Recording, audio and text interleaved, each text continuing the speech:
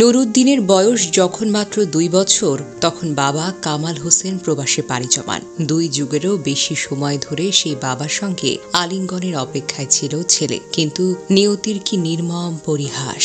যেদিন বাবা দেশে ফিরলেন সেদিনই সন্তানের লাশ এসে পৌঁছালো বাড়িতে।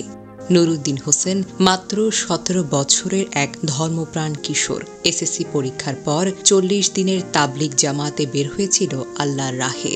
ভালো কিছু শিখে জীবনে আলোর পথ খুঁজে ফিরবে বলে স্বপ্ন ছিল। ফেরার পথে প্রিয় বাবাকে জড়িয়ে ধরবে, যে বাবা প্রবাসে কাটিয়েছেন জীবনের ২ দশক শুধুই সন্তানের একটা ভালো ভবিষ্যতের জন্য।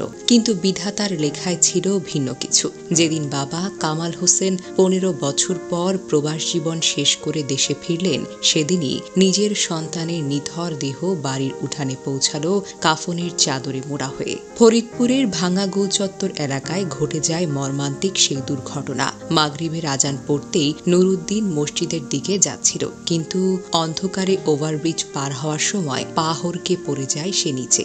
মাথায় পায় গুরুতর আঘাত। জীবন আর থেমে যায় না, থেমে যায় নুরুদ্দিন। হাসপাতালে নেওয়ার পরপরই নিঃশ্বাস ছাড়ে শেষবারের মতো। নুরুদ্দিনের সফরসঙ্গী বন্ধু মহসিন শেখ বলেন, ও খুবই শান্ত, মেধাবী ও ধার্মিক ছিল। ওর উৎসাহে আমরা চিল্লাই বের হই। সেদিন বিকেলে ঘোরাঘুরি শেষে আজান হলেও আমাদের আগেই মসজিদের দিকে যাচ্ছিল। আমরা একটু পেছনে ছিলাম, হঠাৎ দেখি ও নিচে পড়ে গেছে। হাসপাতাল নেয়ার পথেই ও যায়। কান্নাজড়িত কণ্ঠে মহসিন আরো বলেন, মঙ্গলবার ওর বাবা দেশে এসেছেন, ওর সঙ্গে ফোনে কথা হয়েছিল। এখন আমরা ওর বাবাকে কি বলবো? আর এদিকে কামাল হোসেন ভেবেছিলেন বাড়ি ফিরেই বুক ভরে জড়িয়ে ধরবেন ছেলেকে, কিন্তু বুকে এলো এক খালি শোক, এক অদৃশ্য শূন্যতা। ১৫ বছরের প্রতীক্ষার প্রতিদান হলো কাফনের কাপড়। এক বুক কষ্ট নিয়ে শুধু বলতে পারলেন, আমার কপাল পোড়া, আল্লাহ এইটুকুই রেখেছিল আমার জন্য। নুরুদ্দিনের মৃত্যু কোনো সাধারণ দুর্ঘটনা নয়, এটা এক ভেঙে পড়া পরিবারের। বাবা দেশে ফিরেছেন জীবনের সেরা মুহূর্তে, কিন্তু পাচ্ছেন লাশ। এক দুঃস্বপ্নের মতো আঘাত, যার ব্যথা ভাষায় প্রকাশ করা যেন অসম্ভব।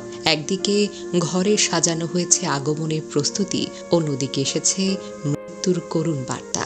এই বাবা ছেলের ভাগ্যের পার্থক্য যেন হাজারো মানুষের চোখে জল এনে দেয়।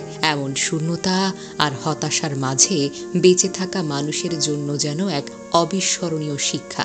জীবন কতটা অনিশ্চিত, সময় কতই দ্রুত চলে যায়। প্রত্যেক প্রবাসী বাবার গল্পে লুকানো থাকে এইরকম একাকিত্ব, আশা আর হতাশার মিশেল। আজ কামালের বুক ভেঙে গেছে, কারণ জীবনের সবচেয়ে মূল্যবান মুহূর্ত ফিরে পেতে গিয়ে হারিয়েছেন নিজের সব কিছু।